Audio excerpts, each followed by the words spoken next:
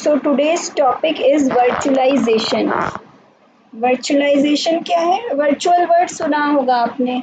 एक चीज़ होती है फिजिकल जो एक्चुअल में एग्जिस्ट कर रही होती है और एक होती है वर्चुअल जो चीज़ रियल नहीं होती है उसे क्या कहते हैं? वर्चुअल. तो यहाँ पे लिखा है virtualisation is the creation of a virtual version of something.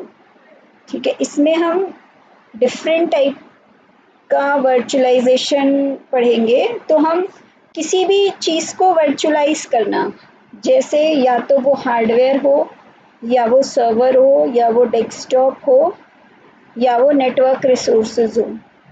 ठीक है, ऑपरेटिंग सिस्टम को भी हम वर्चुअलाइज कर सकते हैं. तो वर्चुअलाइजेशन क्या है? क्रिएशन ऑफ वर्चुअल वर्जन, किसी चीज़ का वर्चुअल वर्जन बनाना रादर देन एक्चुअल. तो फॉर एग्जांपल जैसे मैंने यहाँ बताया कि हम सर्वर, डेस्कटॉप, स्टोरेज डिवाइस या ओएस को वर्चुअलाइज कर सकते हैं. जैसे मान लो मेरे पास विंडोज़ ऑपरेटिंग सिस्टम है. ठीक है, अब मुझे लिनक्स इंस्टॉल करना है तो मैं कैसे करूँगी? सेम हार्डवेयर पे.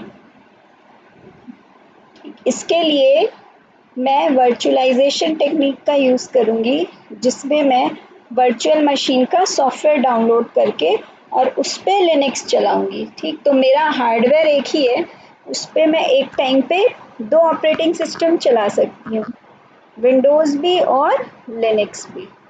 ठीक है, तो विंडोज़ उसमें पहले से था, लिनक्स का मैंने एक वर्चुअल वर्जन क्रिएट कर लिया उस पर. ठीक, तो वर्चुअलाइजेशन की मदद से हम ये क्लाउड में बहुत ही इम्पोर्टेंट टॉपिक है वर्चुअलाइजेशन. क्लाउड कंप्यूटिंग इसी पे बेस्ड है. ठीक है, कि हमने किसी चीज़ को वर्चुअलाइज कर रखा है. ठीक, आगे इसमें अभी डिटेल में पढ़ेंगे. तो वर्चुअलाइजेशन के थ्रू हम क्या करते हैं? Single physical instance. ठीक है, किसी एक फिजिकल चीज़ को हम शेयर कर सकते हैं बहुत सारे कस्टमर और ऑर्गेनाइजेशंस के बीच में. जैसे अभी मैंने एक सिंपल सा एग्जांपल दिया, मेरे पास कंप्यूटर है तो मतलब मेरा हार्डवेयर वही है, सेम हार्डवेयर पे मैंने दो ओएस चलाए, विंडोज़ भी और लिनक्स भी. तो ये भी एक वर्चुअलाइजेशन का एग्जांपल है. It is the process of creating virtual version of something like computer hardware. With the help of virtualization, multiple operating system and application can run on the same machine and the same hardware at the same time. ये तो virtualisation की मदद से VMware का नाम सुना होगा. VMware भी क्या है? एक वर्चुअलाइजेशन का सॉफ्टवेयर है VMware. तो अगर आपको विंडोज़ पे लिनक्स इंस्टॉल करनी है तो आप इसमें वर्चुअल मशीन का सॉफ्टवेयर इंस्टॉल करिए, फिर उस पर हम लिनक्स को कॉन्फ़िगर कर सकते हैं. ठीक है, जो भी आपकी डिस्क स्पेस होगी, रैम होगी, वो सब उसमें पूछेगा कि कितना डिवीज़न करना है. ठीक है, कि लिनक्स को कितना पार्ट आपके हार्डवेयर का यूटिलाइज़ करेगा और विंडोज़ कितना पार्ट यूटिलाइज़ करेगा, वो सब आप कॉन्फ़िगर कर सकते हैं. तो वर्चुअलाइजेशन क्या हुआ कि हमने सेम हार्डवेयर पे मल्टीपल ओएस या एप्लीकेशन चला दिया, तो इससे क्या हुआ? उसका यूटिलाइजेशन बढ़ गया.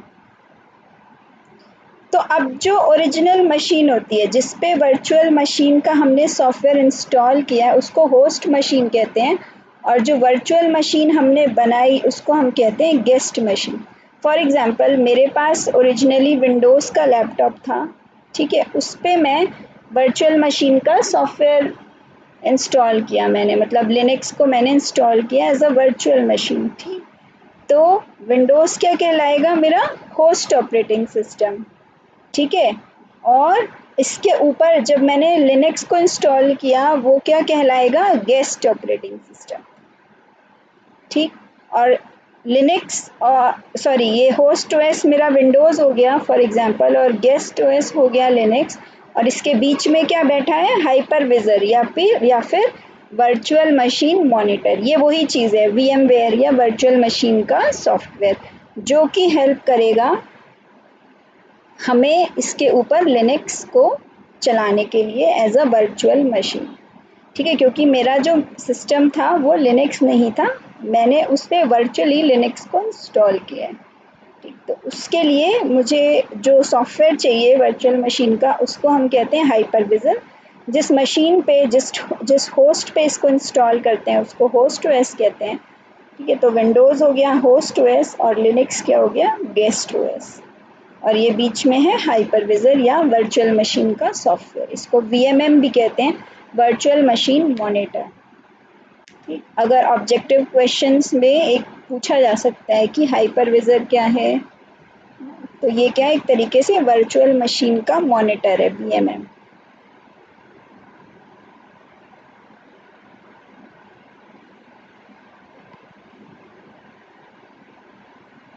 तो बेनिफिट्स क्या क्या हुए वर्चुअलाइजेशन के?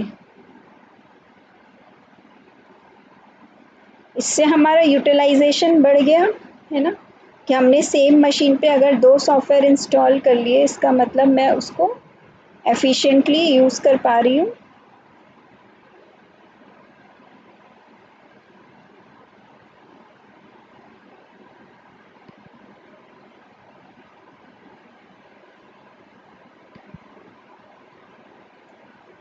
एनहेंस डेवलपमेंट प्रोडक्टिविटी, कॉस्ट, है ना, मेरी कॉस्ट कम हो गई। ठीक है, अगर मुझे लिनक्स का सर्वर चाहिए था तो या तो मैं एक लिनक्स मशीन खरीदती, मैंने क्या किया, वर्चुअल मशीन का सॉफ्टवेयर इंस्टॉल किया अपने विंडोज़ पे और उस पे मैंने लिनक्स इंस्टॉल कर लिया, तो क्या हुआ, मेरी कॉस्ट बच गई। Rather than purchasing 2 physical machine purchase करने के बजाय मैंने एक सिंगल हार्डवेयर पे ही 2 ऑपरेटिंग सिस्टम इंस्टॉल कर लिए। ठीक, तो इससे मेरी कॉस्ट कम हो गई, तो ये भी एक बेनिफिट है। हमने अच्छी तरीके से रिसोर्सेज को यूटिलाइज कर लिया।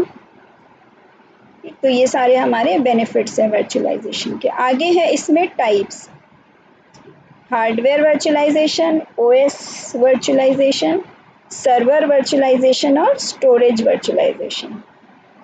ये 4 टाइप के वर्चुअलाइजेशन हमें पढ़ने हैं, हार्डवेयर, ओएस, सर्वर और स्टोरेज। तो वन बाय वन हम पढ़ेंगे सबको। सबसे पहले देखते हैं हार्डवेयर वर्चुअलाइजेशन। हार्डवेयर वर्चुअलाइजेशन क्या है कि हमने फिज़िकल मशीन जो भी हमारी है उसके ऊपर एक वर्चुअल मशीन का सॉफ्टवेयर इंस्टॉल किया। ठीक, लिखा है it involves embedding virtual machine software into the servers hardware components. तो इसमें हाइपरविजर जो होता है वो मैनेज करेगा कि कैसे हमें रिसोर्सेस को डिस्ट्रीब्यूट करने हैं गेस्ट ओएस और होस्ट ओएस के बीच में। तो हार्डवेयर वर्चुअलाइजेशन में आप ये एग्जांपल दे सकते हो कि सेम हार्डवेयर पे हमने 2 ओएस इंस्टॉल कर रखे हैं। ठीक है, होस्ट ओएस हो गया विंडोज़ और गेस्ट ओएस हो गया लिनक्स, और बीच में क्या है, हाइपरविजर या वर्चुअल मशीन मॉनिटर। पहले उसको इंस्टॉल करना पड़ेगा, फिर उसके थ्रू हम क्या करेंगे, रिसोर्सेस को डिवाइड करके रैम, हार्ड डिस्क, ठीक है, ये सारा काम कौन करेगा, हाइपरविजर। ठीक, रिसोर्स एलोकेशन का, और उसके थ्रू हम एक सिस्टम पे 2 ओएस चला सकते हैं। तो ये टर्म आपको याद रखना है, हाइपरविजर या फिर वीएमएम, वर्चुअल मशीन मॉनिटर। ये ऑब्जेक्टिव क्वेश्चन में भी पूछा जा सकता है। Hardware virtualization is accomplished by abstracting the physical hardware layer by use of a hypervisor और VMM।